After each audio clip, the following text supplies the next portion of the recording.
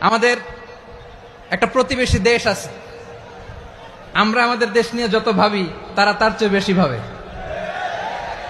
কথা বুঝতেছেন না? আরো ভেঙে বলতে হবে। হ্যাঁ, আমরা আমাদের দেশ নিয়ে যত উদ্বিগ্ন, এদের আরো টেনশন বেশি। বলেন, আমাদের দেশে শান্তি আছে না নাই? আমরা হিন্দু মুসলিমে কখনো দাঙ্গা লাগে? আসতে বলেন, কেন লাগে? ওদের পূজা পর্বণে আমাদের মাদ্রাসার ছেলেরা যে পাহারা দেয়, চিল্লায় বলেন ঠিক কিনা? আমাদের তাফসির মাহফিলের সময় ওরা ডিস্টার্ব করে, ঢোল বাজায় না।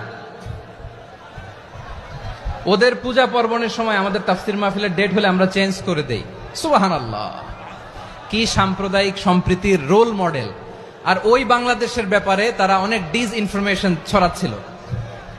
ভারতের অনেকগুলো গণমাধ্যম, আমি জেনারেলাইজ করব না, আমাদের প্রতিবেশী দেশের সব গণমাধ্যমকে আমি দোষ দিতে চাই না, অনেকগুলো গণমাধ্যম তারা ডিস ইনফরমেশন শেয়ার করেছে।